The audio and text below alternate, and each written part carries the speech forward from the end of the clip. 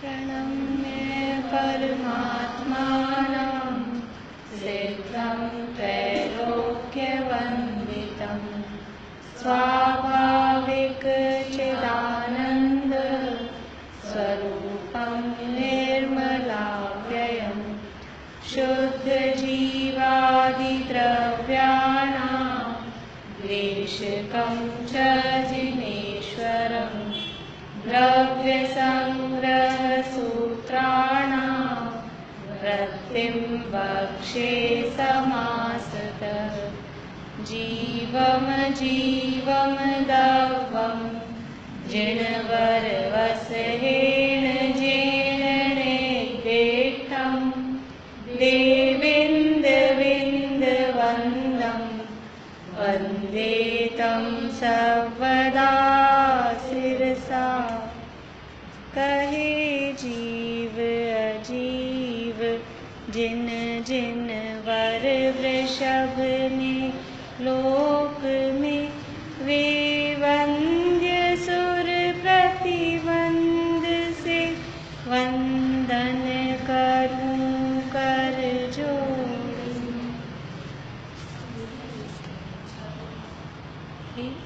यही तो बोला, ऊपर वाला तो बोल दिया था। हाँ, नीचे वाले के लिए तो भेजा था, ऊपर वाला तो है ही। देखिए कल दूसरी गाथा की चर्चा अपनी प्रारंभ हुई है। यहाँ द्रव्य संग्रह ग्रंथ में अब 6 द्रव्यों की चर्चा चालू कर रहे हैं। तो सबसे पहले जीव द्रव्य की चर्चा चालू की है और जीव की चर्चा 9 विशेषणों के आधार पे, 9 पॉइंट्स के आधार पे करेंगे, जिन्हें यहाँ जीव के 9 अधिकार, जीव के 9 अधिकार शब्द दिया गया है। अधिकार मतलब है उसकी विशेषताएं या उसके बिंदु, वर्णन करने के जो बिंदु हैं वो बताएंगे। 9 विशेषताओं के आधार पे जीव का वर्णन करेंगे। याद किए किसी ने? देखा हुई याद किए 9 नाम गाथा? पीछे कैसे आओ, सफाई में लग रहे हो। पहला बताया जीवो। जीवो यानी जीव है। जीव, जीव है मतलब जीता है। हाँ, जीव है का मतलब है जो जीता है वह जीव है। दूसरी गाथा 8 नंबर पेज पे, जीवो। जीवो एक वचन है।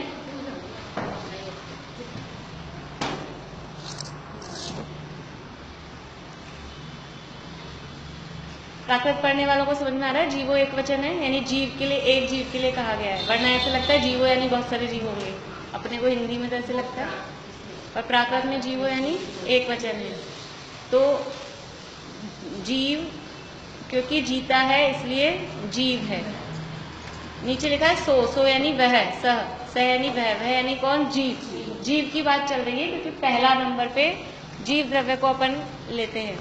तो जीव की बात, यहाँ जीव नाम नहीं दिया है, ये तो 9 के 9 जीव की विशेषताएं बताई गई है। पहला जीव है वो जीव के लिए नहीं है। पहला जीवो जो शब्द है वो भी जीव की विशेषता वाला शब्द है कि वो जो जीव है वो जीता है, जीने वाला है, या जीव जीव है इसलिए जीव है। जैसे पहला जवाब कोई पूछे कि आप जीव क्यों हो?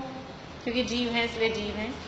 तो ये जीवो कि जीव है। जीव है यानी जो जीता है, जिसमें जीवन पाया जाता है उसे जीव कहते हैं। ये आगे सारी चर्चा एक्चुअल में ये 14 गाथा तक यही आएगी। यहाँ तो अभी नाम गिनाए हैं। तीसरी गाथा में जीवों की आएगी, चौथी, पांचवी, छठी,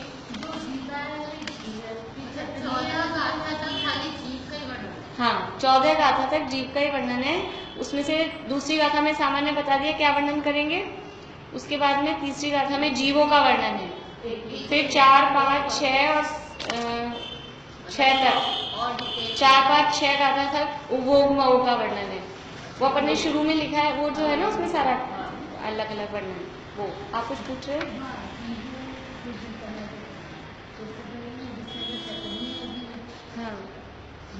हाँ, तो वो जीव बताएंगे कि वो जीता किससे है। तो हम बाहर से तो चैतन्य लक्षण है, लेकिन चैतन्य प्राणों से जीता है। एक भजन अपना राजेंद्र कुमार जी का चलता है, अगर आप लोगों ने सुना, चैतन्य प्राण से जीवित हूँ, इंद्रिय बल आयु श्वासोच्छ्वास नहीं, देखा जब अपने अंतर को, उसमें ये स्टैंजा है कि जीव जीता है तो वो किससे जीता है, तो यहाँ दो तरह से बात बताएंगे। कल हमने देख लिया था 5 टाइप से अर्थ करेंगे पूरे शास्त्र में। कौन कौन से हैं 5 टाइप?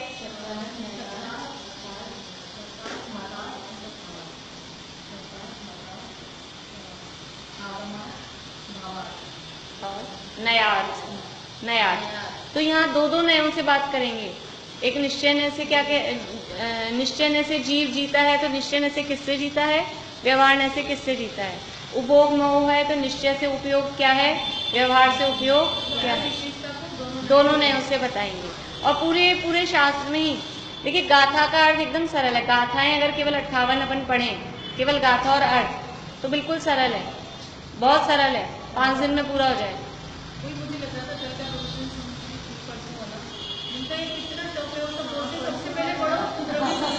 ये टीका कठिन है, टीका भी कठिन नहीं है एक्चुअल में। टीका में वो जो उन्होंने वो वोकैबुलरी है ना, वो शब्द थोड़े कठिन है। और अभी शुरू में थोड़े से तत्वार्थ में पहला अध्याय कठिन लगता है। हाँ, वो पहला, आगे फिर वो फ्लो आ जाता है। इसमें भी आगे सरल आ जाएगा, बहुत सरल आ जाएगा। अभी तीसरी चौथी गाथा से ही सरल आ जाएगी बातें। ये थोड़ा सा अभी शुरू में लग रहा है अपने, ये पार कर लेंगे तो पार हो जाएंगे। अभी आ जाएगा इजी। वो अब थोड़ी तो नया तो कुछ सीखे ना, सारा पढ़ा हुआ ही सीखेंगे तो कहते इसमें नए थोड़े लग रहे थे आपको, वो भी अभी हो जाएंगे फैमिलियर, वो समझ में आ जाएंगे। प्रत्युत्पन्न भूत नैगम आदि नयों के आधार पर बताया था, भूत नैगम ने और वर्तमान। हाँ, उसमें भी मतलब व्यवहार निश्चय लगा सकते हैं ना। भूत नैगम ने को अपन व्यवहार बोल सकते हैं, और वर्तमान जो था प्रत्युत्पन्न था उसको निश्चय बोल सकते हैं, कहने में उसको कह सकते हैं अपन। बात तो उसी तरह से चलेगी। तो जीवो पहला विशेषण है, जीव है। फिर दूसरा है उपयोगमय है, उपभोगमय उपयोगमयी है। फिर अमुक्ति यानी अमूर्तिक है। कर्ता यानी कर्ता है। सदेह परिमाणो यानी देह प्रमाण है, अपनी जो स्वदेह, सदेह यानी अपनी देह, स्वदेह के प्रमाण इतना है उसका साइज। भोक्ता यानी भोक्ता है। संसारत्थो यानी संसार में स्थित है। सिद्धो यानी सिद्ध है। और सो यानी वह यानी जीव विश्व छोड़ गई, विश्रसा यानी स्वभाव से ऊर्ध्व गति उसका स्वभाव है, ऊर्ध्व गति स्वभाव वाला वो है। जीव का स्वभाव ऊर्ध्वगमन है, ये हम पहले ही पढ़ चुके हैं अभी रिसेंट में ही। पूर्व प्रयोगाद, असंगतवाद, बंधच्छेदात तथा गति परिणामाच, उसके उदाहरण। तो ये स्वभाव से ही ये जीव का स्वभाव ऊर्ध्वगमन है। ये जीव की 9 विशेषताएं यहाँ पर बताई गई हैं। 9 विशेषताओं के आधार पे 14 गाथा तक, इन 9 का वर्णन 14 गाथाओं में करीब करीब सब 2 से 14 तक जीव का वर्णन है। ये हम शुरू में लिख चुके हैं स्टार्टिंग में कि 2 नंबर की गाथा से, या एक तो मंगलाचरण की है, 14वीं गाथा तक जीव का वर्णन है। उसमें भी अब ये 9 बातों का वर्णन 14 गाथाओं में करेंगे। तो ये उपयोग का वर्णन 3 गाथाओं में हो रहा है, ऐसे आगे एक आध में डबल आ जाएगा, बाकी सब एक एक गाथा में एक एक का वर्णन है। और सारा वर्णन 2 नयों के आधार पे, एक व्यवहार से क्या है और एक निश्चय से क्या है, उस रूप में चलेगा। और फिर उसमें मतार्थ बताएंगे कि ये जो कहा है विशेषण जीवो कहा, तो ये कौन से मत का निराकरण किया। मत का मतलब भेद नहीं, मत का मतलब है अन्य दर्शन, दूसरे धर्म वाले। दर्शन का मतलब अपनी भाषा में कहें दूसरे धर्म वाले, मत का मतलब है दूसरे धर्म वाले।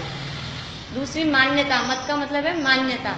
तो ऐसे लोग जो दूसरी मान्यता वाले हैं, यानी दूसरे धर्म को मानते हैं, उनका निराकरण करने के लिए ये 9 विशेषण जीव के लिए दिए गए।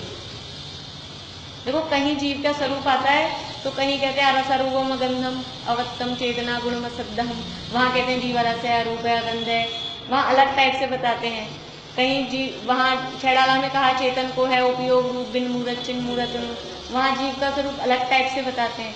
तो ये अलग अलग टाइप से क्यों बता रहे हैं कि उसका प्रयोजन है। जब सामने वाला जैसा होता है ना, उस आधार पे स्वरूप बताया जाता है। अब सामने अन्यमति बैठे हैं और एक कह रहा है जीव होता ही नहीं है, एक कहता है जीव में ज्ञान दर्शन नहीं होते, एक में कहता है जीव कुछ नहीं करता, एक कहता है जीव कुछ नहीं भोगता। इस तरह से अगर अलग अलग टाइप से कहने वाले हैं तो उनके लिए अलग टाइप का जीव बताया जाएगा। और जो ये सब तो मानते हैं अपने धर्म के मतलब अपने आधार पे समझते हैं जीव का स्वरूप, लेकिन जो केवल जीव को शरीर ही मान के बैठे हैं तो उनको कहेंगे कि जीव ये नहीं है, जीव का तो स्वरूप क्या है, उपयोग रूप है, जीव में रस नहीं है, रूप नहीं है, गंध नहीं है, इस तरह से बताएंगे। तो जैसा मरीज होता है उस तरह से उस टाइप की दवाई दी जाती है। इसी तरह से जीव का स्वरूप भी जैसे आचार्य देव के सामने शिष्य होंगे उस तरह से वो जीव का स्वरूप बताएंगे।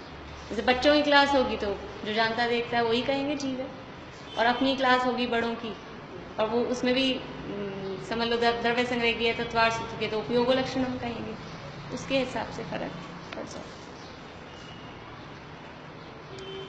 देखिए ये अपना हुआ था कल गाथा 2 की टीका, बुलवाते हैं एक बार, ठीक। हाँ कल वो आप लोगों से बुलवानी थी, आज अभी बुलवा लेती हूँ। मैं कल भी सोची थी लास्ट में बुलवाऊंगी लेकिन वो लास्ट में फिर रह ही जाता है। मैं बुलवाती हूँ एक बार। जीवो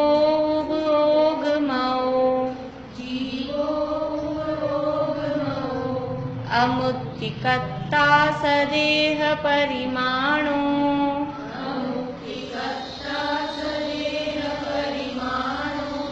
भोक्ता संसारत्थो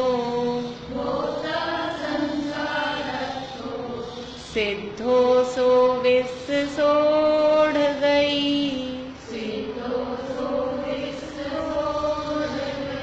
बोलिए मिटा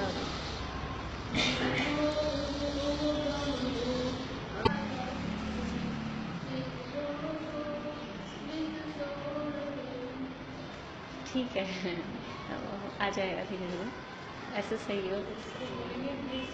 विश्व सोढ़ गई, हाँ एक साथ ही बोल रहा है।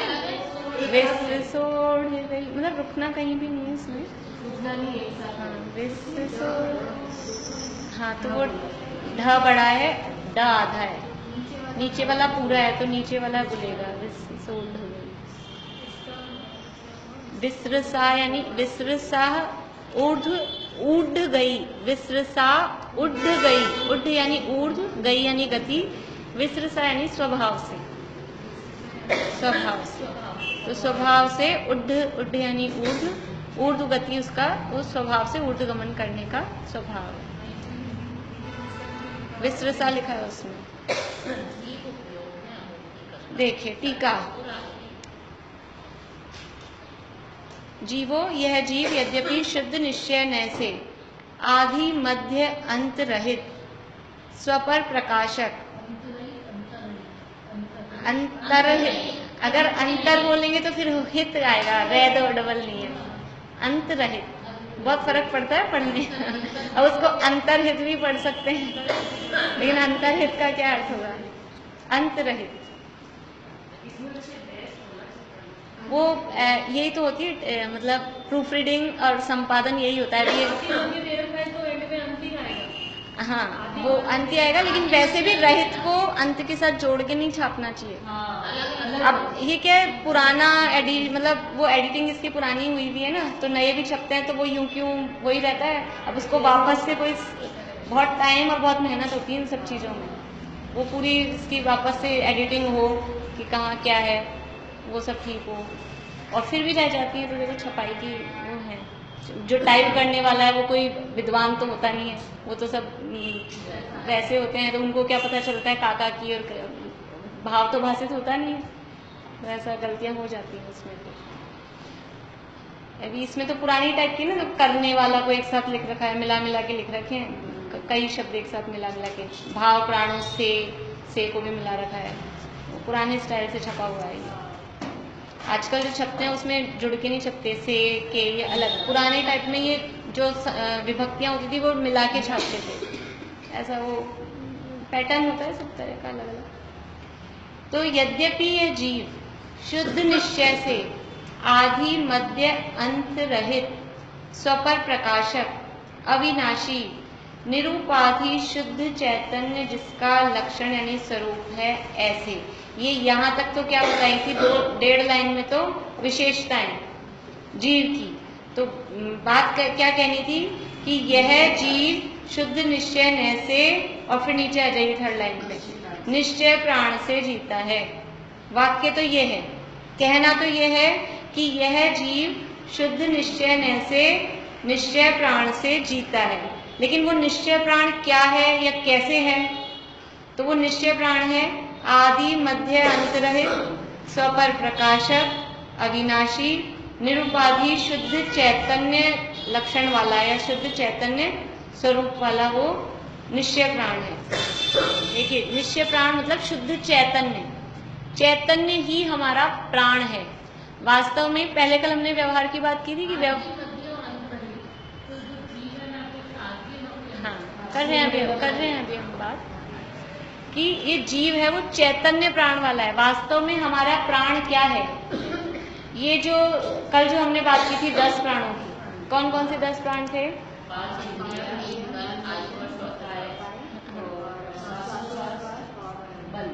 आयु याद करना है आपको।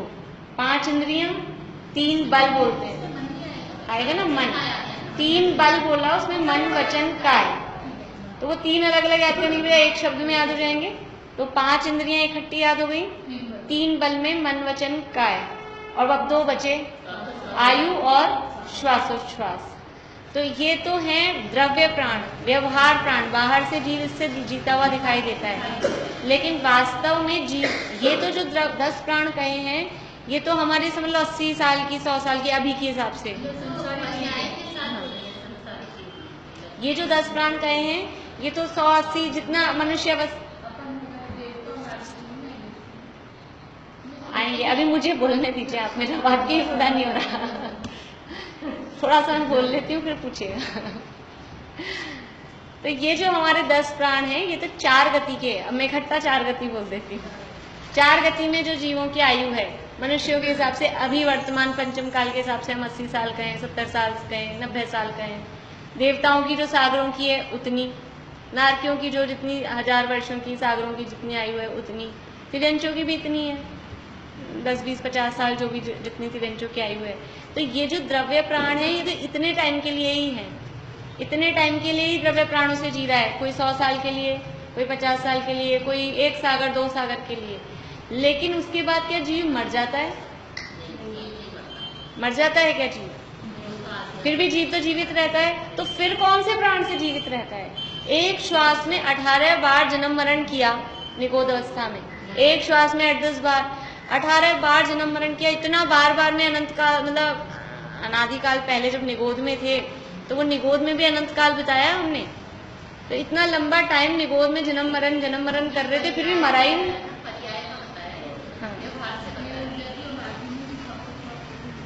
हाँ श्वासोश्वास, हाँ 5 इंद्रियां होते हैं ना, देव और नार की इंद्रियां भी होती है, श्वासोश्वास भी होती है, आयु भी होती है, जीवन शक्ति होती है।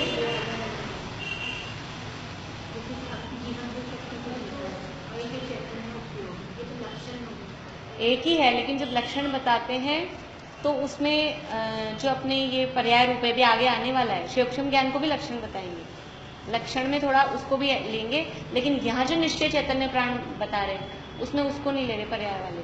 यहाँ जो निश्चय चैतन्य, ये जो निश्चय बता रहे हैं ना, इसके विशेषण क्या दिए हैं? आदि मध्य अंत रहित। आदि मध्य अंत रहित मतलब उस जीव की स्टार्टिंग कौन सी है? हमारा जो जीवन था, अभी तो हम बता सकते हैं, सब अपने अपने डेट बता देंगे, ये हमारे जन्मदिन की है। फिर मर जाएंगे, अभी तो हमको पता नहीं मरण दिन, इसलिए हमको अभी मध्य भी पता नहीं लगेगा। लेकिन जिनका जीवन पूरा हो गया उनकी फोटो के नीचे लिखा रहता है, यहाँ से यहाँ तक ऐसे लिख देते हैं ना फोटो के नीचे। हाँ, लेकिन वो जीव ही तो था ना, अभी व्यवहार से कह रहे हैं ना उसको, तो उसको जीव ही कहेंगे, इससे ना कहेंगे शरीर के जन्म का दिन और शरीर के मरण का दिन। ये तो फलाने चंद का जो भी नाम होगा उसी का नाम लिख के तो कहेंगे। इसलिए अभी इसीलिए यहाँ दोनों नयों से बात कर रहे हैं। यहाँ शरीर सहित को भी जीव कहा जा रहा है। यहाँ संसार का है ना, संसार में स्थित है, स्वदेह परिमाण है, स्वदेह कहा है। देह अपनी ही क्या, कभी तो कहते हो देह अपनी नहीं है, यहाँ कह रहे हो स्वदेह प्रमाण। इसलिए ये नयों से, नयार से चल रहा है, यहाँ पे अपेक्षा से कथन चल रहा है। कि व्यवहार से देह को अपनी कहा जाएगा, व्यवहार से जीव को शरीर वाला कहा जाएगा। तो शरीर की उम्र को जीव की उम्र व्यवहार से कहते हैं, शरीर के जन्म को जीव का जन्म कहते हैं। अभी जो आगे आए, मतलब अपन ने दूसरे अध्याय में पढ़ा विग्रह गति की बातें, जीव का जन्म, जन्म के प्रकार। तो फिर जब जीव का जन्म ही नहीं होता तो जन्म के प्रकार कहाँ से आए? जन्म के प्रकार पढ़े थे ना, सम्मूर्छन, गर्भोत्पादा, जन्म। अभी इसमें भी थोड़ा इंद्रियों की बात की आएगी। तो फिर जब जीव का होता ही नहीं है तो फिर काहे को सिखाते हो सब? तो व्यवहार से है, उसको जीव कहते हैं। इसलिए तो शुद्ध निश्चय ऐसे आदि मध्य अंत रहित, जो जीव का जीवत्व है, उस जीवत्व की स्टार्टिंग कब हुई? वो स्टार्टिंग का कोई अनादिकाल से, अनादि का मतलब ही है कि जिसकी स्टार्टिंग नहीं है। अनादि किसे कहते हैं? अन आदि, आदि यानी होता है शुरुआत।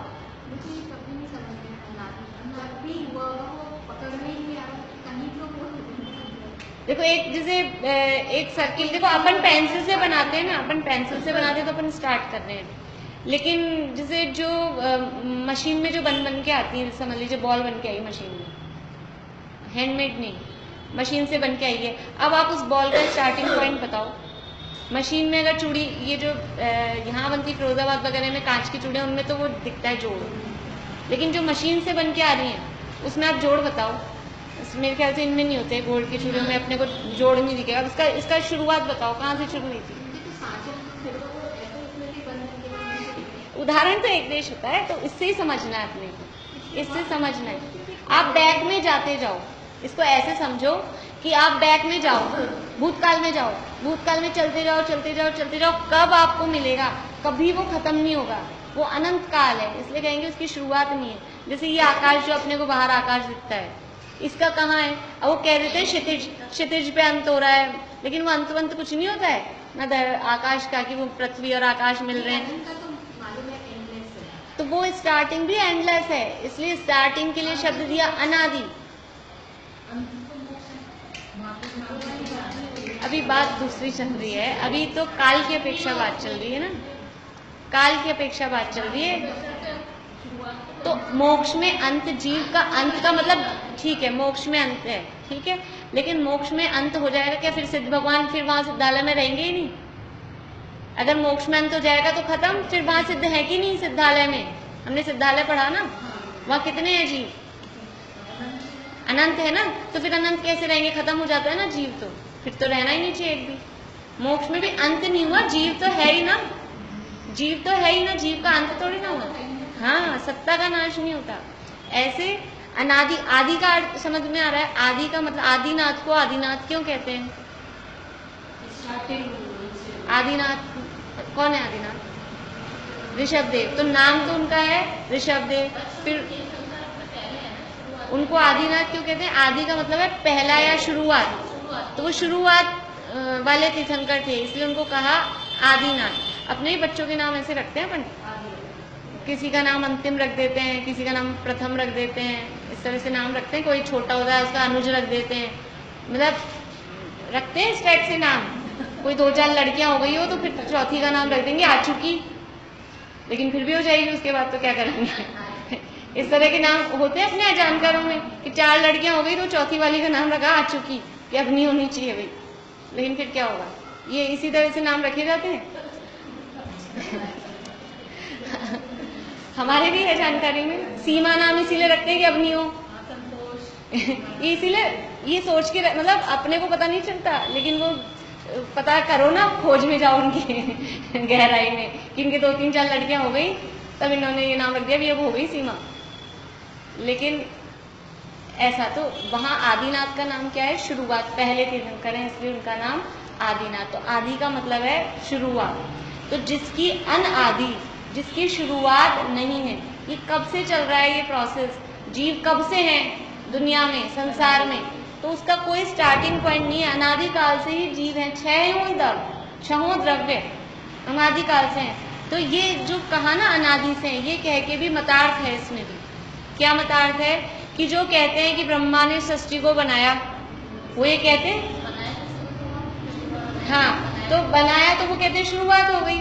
तो हम कहते हैं ये शुरुआत नहीं है, ये सृष्टि यानी छहों द्रव्य, पूरा विश्व अनादि से है। और उसके पीछे तर्क देते हैं अगर इस तरह के शास्त्र अलग हैं अपने न्याय शास्त्र के ग्रंथ, फिर वो कहते हैं अगर बनाया है तो फिर वो कहाँ से आया, खुद ही वो भी तो विश्व में ही था ना, वो कहाँ से आया, और उसने बनाया तो कहाँ बैठ के बनाया जब आकाश द्रव्य ही नहीं था, जगह ही नहीं थी, तो कहाँ बैठ के बनाया, जहां भी बैठा वो जगह हो गई ना आकाश, वही तो हम कह रहे हैं। और बनाया किससे, तो वो जिन मटेरियल से बनाया वो मटेरियल भी तो कोई द्रव्य थे, तो इसलिए इस तरह से उनका खंडन करते हैं कि आपकी बात ठीक नहीं है। तो ये अनादि का मतलब है जिसकी स्टार्टिंग नहीं है, हमें नहीं मिल रही, नहीं है ही नहीं, वास्तव में उसकी स्टार्टिंग नहीं है, वो कहलाते हैं अनादि। और ये है जीव आदि मध्य अंत रहित, मतलब अनादि, आदि रहित यानी अनादि, मध्य। अब जिसकी स्टार्टिंग नहीं है, अब वही बॉल ले लो, चूड़ी ले लो, अब इस चूड़ी का सेंटर पॉइंट क्या होगा, जिसकी स्टार्टिंग ही नहीं पता, तो सेंटर भाई हमें जैसे अपनी आयु का हमें तो चलो स्टार्टिंग पता है, अभी पर्याय की अपेक्षा देखें तो समझ लीजिए कि हमें पता है हमारा बर्थडे, लेकिन अभी हमें अपना एंड नहीं पता, तो हम अपना मध्य बता सकते हैं, हमें अपना एंड नहीं पता तो हम अपना सेंटर बता सकते हैं, ये हमारे आयु का मध्य हो गया। कोई व्यक्ति अपने आयु का त्रिभाग कैलकुलेट कर सकता है खुद जिंदा रहते हुए, टोटल आयु नहीं पता तो वो त्रिभाग कैसे कैलकुलेट कर सकता है, तो मध्य भी नहीं। तो इस जिसकी आदि नहीं है और जिसका अंत नहीं है तो उसका मध्य भी पता नहीं चल सकता, यानी उसका मध्य भी नहीं है। तो ये वास्तव में आदि मध्य और अंत से रहित है। अंत रहित है, जीव कभी मरता नहीं है, खत्म नहीं होगा, अनादि से है कोई बात नहीं, लेकिन बाद में कभी खत्म हो जाए ऐसा नहीं होगा, जीव का कभी अंत नहीं होता, जीव सदाकाल जीव रहता है। जीव आया कहाँ से, आया शब्द ही वो शुरुआत बता रहा है, जीव तो अनादि से शुद्ध नहीं होता। देखो इसके लिए उदाहरण दिया मोक्षमा प्रकाशक में, जीव का और शरीर का या जीव का और कर्मों का संबंध अनादिपने की सिद्धि, जीव और कर्मों के अनादिपने की सिद्धि, ये हेडिंग है मोक्षमा प्रकाशक में दूसरे अधिकार में। तो जैसे ये जो सोना है ना, अपने ये सोना, तो ये जब से मिला, कहाँ से मिल निकलता है सोना, खान में से, तो ऐसा कैसे शुद्ध निकलता होगा, ऐसे सिल्लियां कैसे निकलता होगा, सोने के पहाड़ चमचमाते हुए, पता है, देखा है कभी, इतना गंदा होता है, उसको बोलते हैं स्वर्ण पाषाण, बिल्कुल मिट्टी होती है वो। अपने जैसे जो अपन जैसे अज्ञानी है सोने के मामले में, जिनको कोई नॉलेज नहीं है, वो तो कहेंगे कोई दे ना अपने को, ये कह दी मिट्टी, फेंक देंगे, बिल्कुल मिट्टी जैसा होता है। यानी वो अनादि का, खान में से निकला ना, खान में से निकला मतलब अनादि से, शुरू से, जिसे हम कहें शुरू से, मतलब जब से वो खान में ही था बहुत दिनों से, और खान में से जब निकला तो वो अनादि से ही मिट्टी मिला हुआ ही था, अनादि से शुद्ध नहीं होता।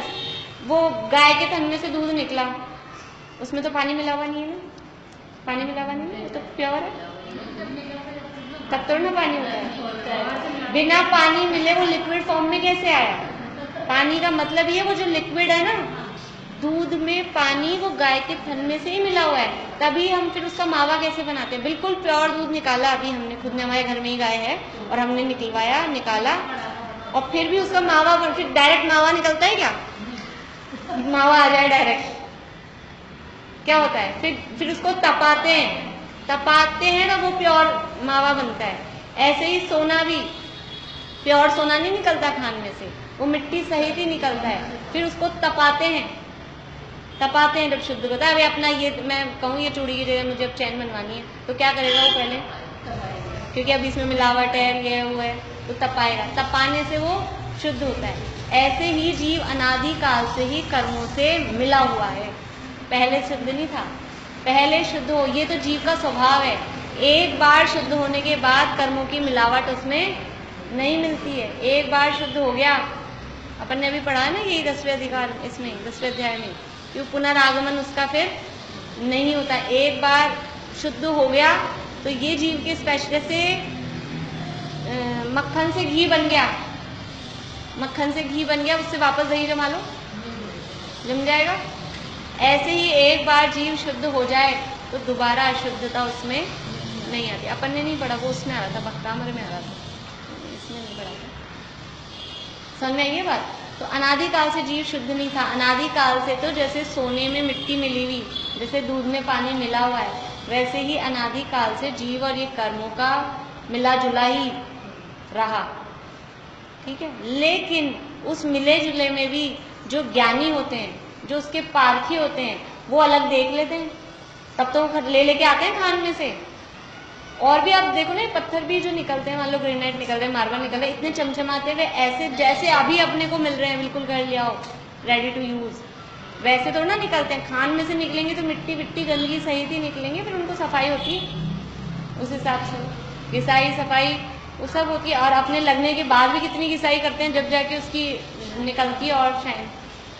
तो वास्तव में अनादिकाल से समझ लो खान, तो खान से कोई चीज जैसे शुद्ध नहीं निकलती, वैसे अनादिकाल से जीव कर्मों से सहित है। लेकिन फिर भी बाय नेचर कैसा है, स्वभाव से कैसा है, स्वभाव से वो कर्म उसमें मिले नहीं, तभी हम उसमें पुरुषार्थ करते हैं तो कर्मों से अलग हो जाते हैं। तो यह जीव यद्यपि शुद्ध निश्चय से आदि मध्य अंत रहित है। समझ में आ गया कि जीव का ना कोई स्टार्टिंग पॉइंट है ना कोई एंड पॉइंट है, और जिसका स्टार्टिंग और एंड नहीं होता उसका सेंटर पॉइंट भी नहीं बता सकते। स्वपर प्रकाशक है, जीव का स्वभाव है स्व और पर को जानना। प्रकाशक मतलब जानना, स्वयं को भी जाने और अन्य पदार्थों को भी जीव जानता है, क्योंकि जीव में क्या है, ज्ञान है, ज्ञान के माध्यम से जान सकता है। अन्य द्रव्यों में ज्ञान नहीं है जीव के अलावा, अन्य द्रव्य केवल जाने जाएंगे, और जीव दूसरों को तो जानेगा ही जानेगा। सबसे बड़ी क्वालिटी क्या है, खुद को भी जानेगा। जैसे दीपक है, दीपक क्या करता है, दीपक प्रकाशित करता है किसको, किसको प्रकाशित करता है, बाहर को, खुद को, खुद को भी तो करता है। अगर कमरे में दीपक रखा है जला हुआ और फिर हमको उस दीपक को ढूंढने के लिए दूसरा दीपक जलाना पड़ता है, देखो वो दिया तले अंधेरा वो दूसरी बात है, अभी अपने को वो वाला नहीं लेनी है बात। अपना तो उदाहरण इसीलिए होता है कि हमको जहाँ लगाना है उसकी वो चीज बताएंगे आपको। तो ये दीपक रखा है, लाइट जली हुई है, अब उस लाइट को ढूंढने के लिए दूसरी लाइट जलानी पड़ेगी क्या, खुद को प्रकाशित कर रही है ना वो कि मैं हूँ, जल रही हूँ, तो जल रही है तो खुद को बता रही है ना कि हूँ मैं, वो अपने आप स्वयं को प्रकाशित कर रहा है स्वयं। और दूसरी भी जो चीजें वो जल रहा है, लाइट जल रही है, तो और चीजें अपने आप प्रकाशित होती है। तो अपनी गाड़ी में लाइट क्यों होती है, रात के टाइम गाड़ी में लाइट क्यों जलाते हैं, अपने को दूसरे दिख जाए वो तो है ही है, लेकिन दूसरे भी हमको देख लें। एक ऐसा उदाहरण आता है कि एक अंधे व्यक्ति और हाथ में लालटेन लेके चल रहे थे, तो लोगों ने पूछा, हंसने लग गए, खुद में तो आंख है नहीं, खुद की लालटेन क्यों ले रखी है, कि मेरे तो नहीं है लेकिन तुम्हारे तो है, तुम तो देख लो मुझे। तो ऐसे ही स्वयं को भी प्रकाशित कर रहा है और पर को भी। जैसे दीपक है वो स्वपर प्रकाशक है, वैसे ही जीव भी स्वपर प्रकाशक है। जीव अपने ज्ञान के द्वारा दूसरों को तो जानता ही जानता है, लेकिन स्वयं को भी जानता है। तो पहले क्या करना हमको, दुनिया को तो सब जान रहे हैं हम, लेकिन करना क्या है, हमारा स्वभाव क्या है, स्वपर प्रकाशक। तो अगर अपने को नहीं जाना तो वो हमारा स्वभाव अधूरा है अभी तक, पर को तो बहुत जाना। और वास्तव में अभी नयों के उसमें चलें तो जिसने अपने को नहीं जाना उसने पर को भी नहीं जाना। वास्तव में देखा जाए, जो अपने को नहीं जानता, जिसको अपने घर का पता नहीं है, मुझे मेरे घर का पता नहीं है और सारा ये इनका है, ये इनका है, ये इनका है, ये इनका है, और अपने घर का पता नहीं है, उसको क्या कहेंगे, मेंटली गड़बड़ है। दुनिया के घरों को जाने और खुद के घर को नहीं जाने, खुद का कौन सा है। तो ऐसे ही दुनिया की चीजों को जाने और अपने को नहीं जाने तो कहेंगे कि ये जीव ठीक नहीं, वास्तव में इसने किसी को भी नहीं जाना। वास्तव में जो अपने को जानता है, जो अपने घर को जानता है, ये मेरा है, फिर ये किसका है उससे मतलब नहीं, ये मेरा नहीं है इतना उसको पता है। तो अपने को जानना वो जरूरी है। तो यहाँ तो स्वभाव बता रहे हैं कि जीव का स्वभाव क्या है, स्वपर प्रकाशक। पहला तो क्या है, जीव आदि मध्य अंत रहित है, और दूसरा स्वपर प्रकाशक है। जीव ने, ये जीव का जो चैतन्य लक्षण है, वो जीव का भी वही स्वरूप है, उसकी विशेषता बता रहे हैं। फिर क्या है, अविनाशी। अविनाशी का मतलब जिसका कभी नाश नहीं होता।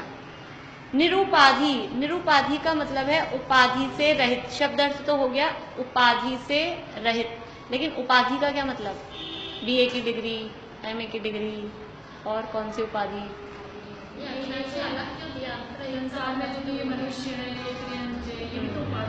हाँ हाँ वो आदि मध्य अंत रहित से तो मतलब है कि जीव की वो शुरुआत अनादि अनंतपना बता रहे हैं, और अविनाशी से कह रहे हैं कि अब वो कभी नष्ट भी नहीं होगा। वो दोनों करे। हाँ देखिए, निरुपाधि मतलब कि आपने क्या कहा था?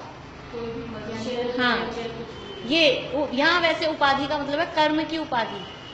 कर्म की उपाधि मतलब कर्म का कोई उसके साथ संबंध।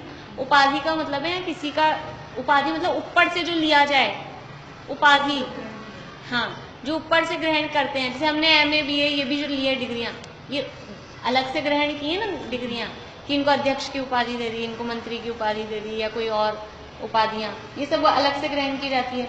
तो यहाँ निरुपाधि का मतलब है कर्म से रहित, कर्म से निरपेक्ष, कर्म की उपाधि से रहित।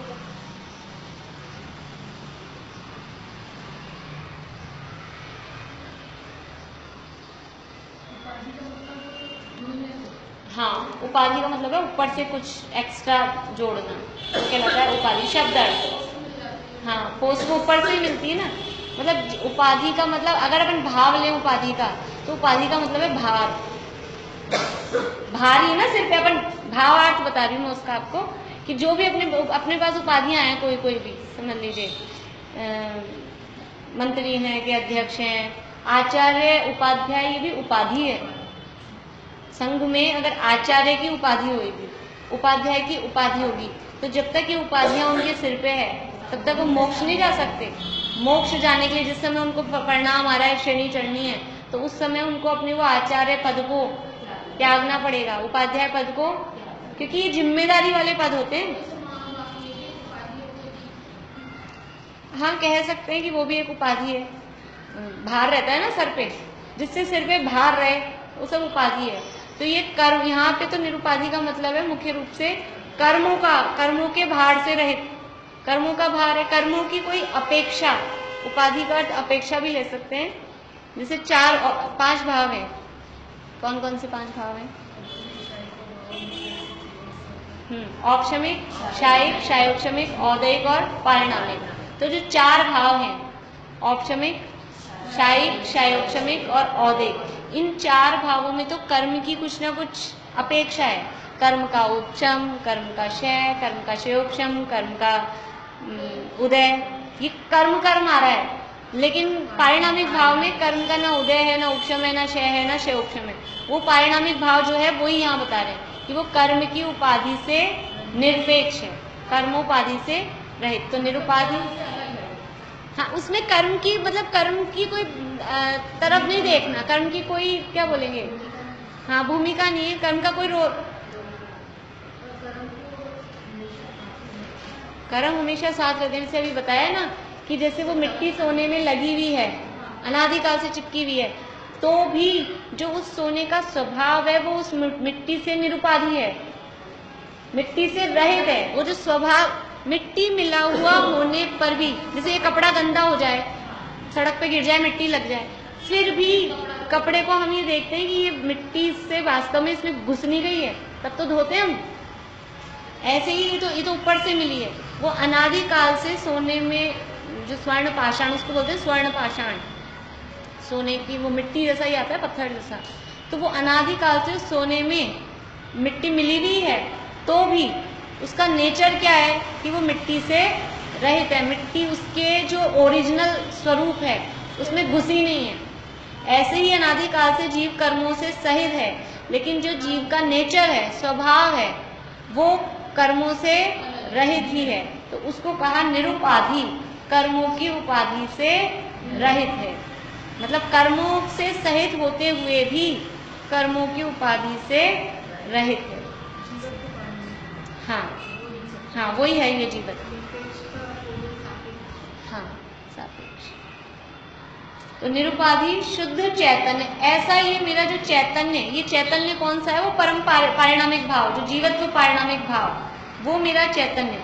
वो जीवत्व, वहां भी हमने पढ़ा था कि वो ये जो जीवो कहा है ना, जीव को जीवो क्यों कहा? जीव कैसे जीता है कि अपने जीवत्व पारिणामिक भाव के कारण, कि एक जीवत्व नाम का पारिणामिक भाव, यानी कर्मोपाधि से निरपेक्ष भाव, हम किस कर्म के उदय, चलिए बताइए शिमला हाजी, आप कौन से कर्म के उदय से जीव बने?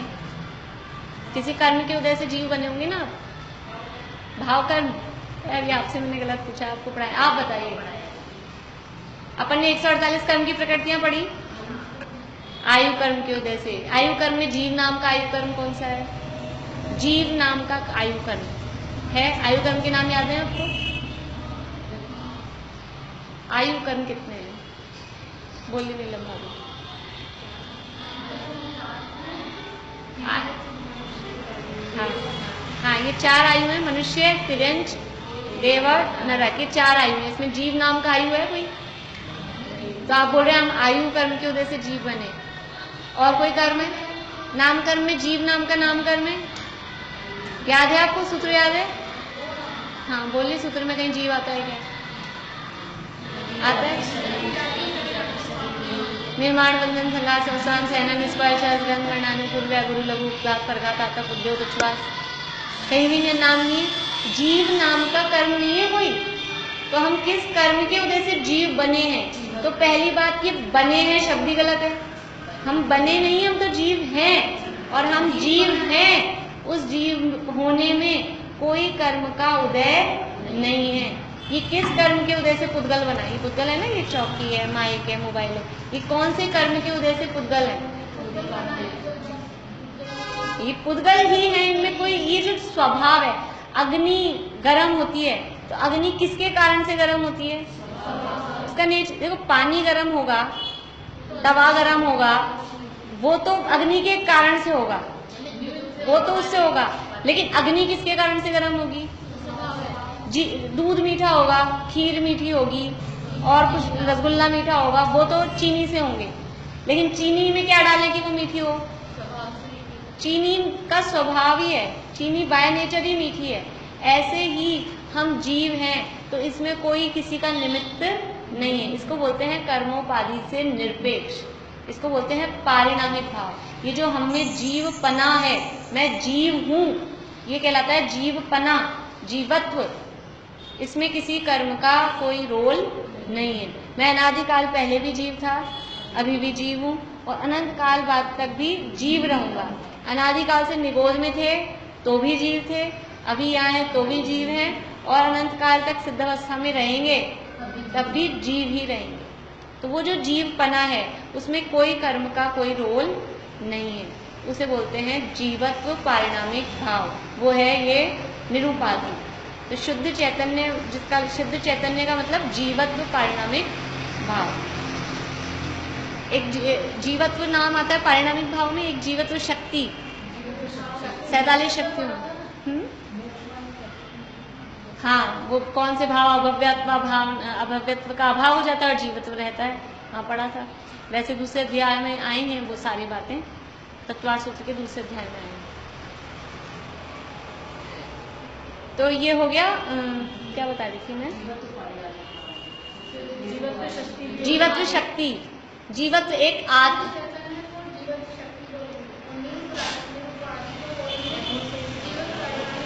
नहीं, निरुपाधि मतलब है कर्मों से निरपेक्ष, कर्मों से रहित, नहीं कर्मों से रहित। निरुपाधि इसके साथ जुड़ा हुआ है, निरुपाधि जीवत्व।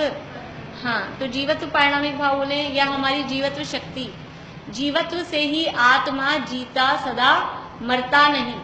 जीवत्व शक्ति है, इसलिए हम अनादिकाल से जी रहे हैं। हम कोई ये आयु कर्म से जी रहे हैं कि श्वासोच्छ्वास से जी रहे हैं, तो बाहर की बातें हैं कहने की। वास्तव में हम जी किससे रहे हैं कि हमें जीवत्व नाम की शक्ति है।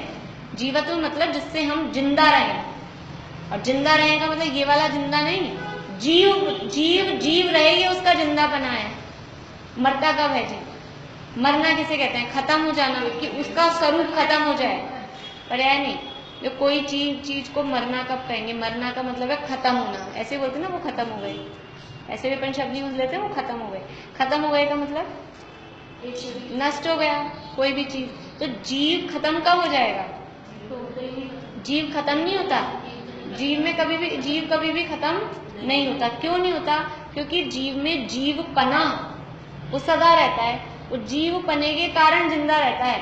आयु चली गई, आयु पूरी हो गई तो दूसरी आयु आ जाएगी, और दूसरी आयु नहीं आए, आयु कर्म का अभाव हो जाता है। कब हो जाता है आयु कर्म का अभाव?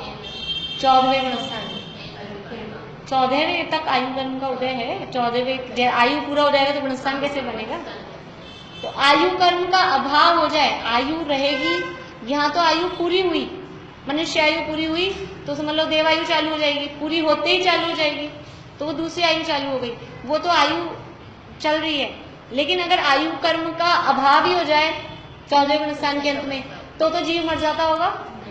नहीं, इससे सिद्ध हो रहा है कि जीव आयु कर्म से नहीं जी रहा, जीव अपने जीवत्व शक्ति से जी रहा है, क्योंकि वो जीवत्व शक्ति निगोद में भी थी, वो जीवत्व शक्ति अभी भी है, और वो जीवत्व शक्ति सिद्ध अवस्था में भी रहेगी। तो जीव इसलिए निश्चय प्राण, निश्चय का मतलब है जो हमेशा रहे वास्तव में, तो निश्चय से जीव अपने जो जीवत्व रूप निश्चय प्राण है उससे जीता है। और वो जीवत्व रूप निश्चय प्राण कैसा है कि आदि मध्य अंत रहित है, स्वपर प्रकाशक है, अविनाशी है और निरूपाधि है। ठीक है, ये 4 इसके विशेषण बता दिए। समझ में आया? थोड़ा थोड़ा आएगा तो धीरे धीरे आगे आता जाएगा। ऐसे मतलब आप लोगों को तो आया काफी, इनको ऐसे थोड़ा भी लग रहा है चेहरे से। हाँ, कोई बात नहीं, धीरे धीरे बार बार में अपने आएंगे तो हो जाएंगे। हाँ, निश्चय से जीव का स्वरूप क्या है, कैसा है, वही बात है। अभी क्वेश्चन, हाँ आप अपने हिसाब से भी लिख लीजिए। और अब ये व्यवहार की बात हो गई थी, पढ़ लेते हैं एक बार। तो भी अशुद्ध नय से अनादि कर्म बंध के वश अशुद्ध द्रव्य प्राणों और भाव प्राणों से जीता है, अतः वह जीव। निश्चय से तो बता दिया, निश्चय से तो जीव अपने चैतन्य से जीता है। तो ठीक है, सब चैतन्य से जीते हैं, तो किसी को भी गोली मारो, किसी को भी चाकू लगाओ, फिर क्या है? नहीं, व्यवहार से जीव अपने जो द्रव्य प्राण है उससे जीता है। निश्चय से तो भी ऐसे कुतर्क करते हैं कुछ लोग। धर्म के 10 लक्षण में दादा ने संयम धर्म में लिखा है, उसमें धर्म के 10 लक्षण जो पुस्तक है ना हुकुमचंद की फाइल की, कि किसी को कहा आलू मत खाया करो, वे आलू खा के, आलू में निगोदिया जीव निरंतर होते रहते हैं और वो जन्मते मरते रहते हैं, तो तुम्हारे मुंह में ही वो जन्मते हैं, तुम्हारे मुंह में ही मरते हैं, खाते हो, तो आलू नहीं खाना चाहिए, ऐसा उपदेश दिया। अब उसमें थोड़ा और पढ़ लिया था, ये जीवत्व शक्ति भी पढ़ ली थी कि हम तो अपने जीवत्व शक्ति से जीते हैं सभी जीव, तो हम आलू खाएं चाहे नहीं खाएं क्या फर्क पड़ता है, हम आलू खा भी लेंगे तो क्या होगा, वो तो अपनी जीवत्व शक्ति से जी रहा, हम तोड़ ना मार रहे हैं, और जीव कभी मरता ही नहीं, जीव तो कभी मरता ही नहीं।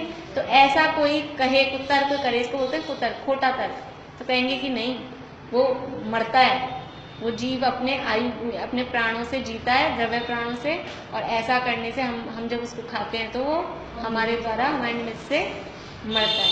तो कह रहे हैं कि अशुद्ध नय यानी व्यवहार नय से अनादि कर्म बंध के वश, अनादि कर्म बंध के वश यानी अनादि काल से, क्योंकि जीवों को कर्म का संबंध है इसलिए उसके वशीभूत होकर जो अशुद्ध, पहला तो ये शुद्ध निश्चय प्राण था, अब ये अशुद्ध प्राण में 2 प्रकार हैं, एक तो द्रव्य प्राण और एक भाव प्राण।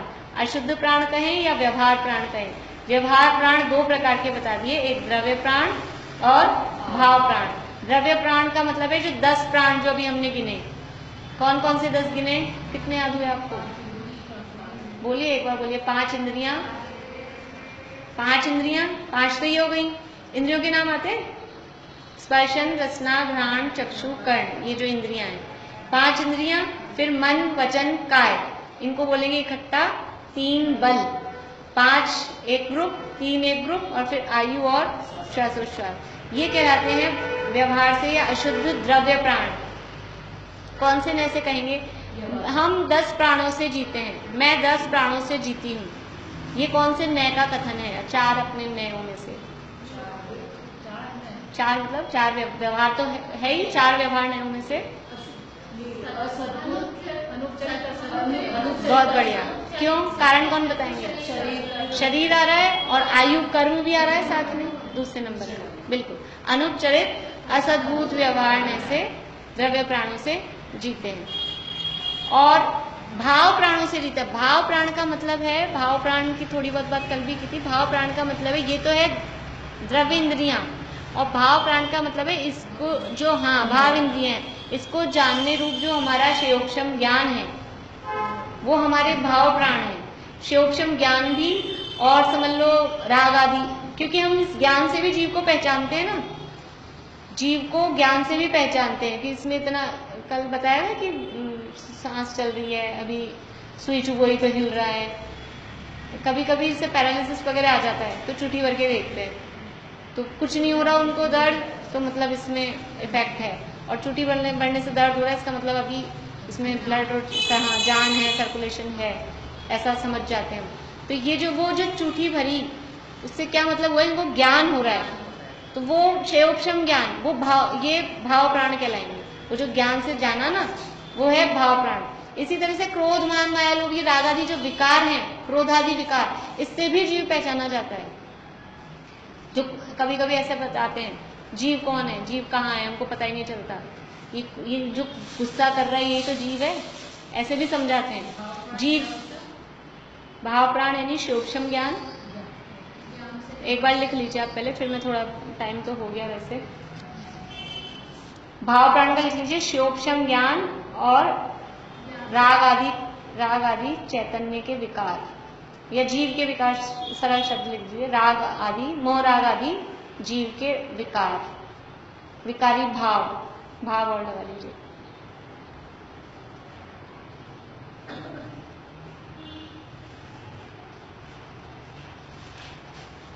तो इनसे भी जीव पहचाना जा रहा है। एक तो वो सूक्ष्म ज्ञान समझ में आ गया कि हमने दबाया, चुटकी भरी, तो हमको समझ में आता है, और ऐसे ही क्रोध आदि जो विकार हैं, इससे भी जीव पहचान में आता है कि ये जो गुस्सा आ रहा है, इसको आता है क्या, टेबल को आता है गुस्सा, मोबाइल गिर जाए, मोबाइल को मैं फेंक दूं उठा के, गुस्सा किसको आता है, मोबाइल को आता है क्या गुस्सा, जिसका वो मोबाइल है उसको गुस्सा आता है, मेरा मोबाइल फेंक दिया। तो ये जो गुस्सा आ रहा है ये किस में आ रहा है, ये जड़ में नहीं होता, ये गुस्सा आ रहा है, राग हो रहा है, मान लो प्रेम हो रहा है, ये जो भी है मोह राग द्वेष के परिणाम, ये जीव में होते हैं। इससे, हाँ, जीव के भाव है ना, तो इससे भी जीव पहचाना जाता है। तो इस तरह से ये देखो अपेक्षा, वही जैसा मरीज होगा, जब धीरे धीरे अंदर लाया जाता है, बाहर पता नहीं कहाँ कहाँ जीव, अपन एक जीव ही नहीं मानते और कहाँ कहाँ हमने कल्पना कर रखी है, तो सबसे समेट के यहीं तक लाते हैं कि ये जो शरीर है ना यही तो जीव है। फिर शरीर से भी अंदर जाते हैं कि ये जो तेरे भाव हो रहे हैं ना, इनको पहचानो। आप कभी मेडिटेशन वगैरह में, मेरे ख्याल से आप लोग शायद नहीं, ये मेडिटेशन वाले से बताते हैं, ये अपने आते जाते भावों को पकड़ो, तो ये भाव जो रहे कौन से भाव है, ये सब शुभ शुभ, हाँ, तो ये शुभ शुभ भाव ही तो है ये, लेकिन इससे भी वास्तव में ये तो निकट आने का साधन है, ये जीव नहीं वास्तव में। फिर और अंदर जाएंगे धीरे धीरे, हाँ, धीरे धीरे स्टेप बाय स्टेप अंदर जहां तक आ जाएंगे, फिर यहाँ नहीं अटक जाना, फिर कहेंगे ये भी जीव से भिन्न है, जीव तो इनसे भी अलग है, क्योंकि जीव का शुद्ध स्वरूप तो पहले बता दिया, आदि मध्य अंत रहित, सफर प्रकाशक, अविनाशी, कर्मोपाधि से रहित, वो जीव का स्वरूप है। लेकिन हमें समझ में नहीं आता, वो कठिन लगता है, तो यहाँ से जीव को समझाते हैं कि ऐसा जीव का स्वरूप है, अतः वह जीव है, मतलब इस तरह से वो जीता है। इस हाँ, तो ये विशेषण लगाने, आदि मध्य अंत रहित, सफर प्रकाशक, निरुपाधि, अविनाशी, हाँ, निरुपाधि चैतन्य, वो निश्चय प्राण है। निश्चय से जीव का स्वरूप क्या है, या निश्चय प्राण क्या है, एक ही बात, एक ही बात।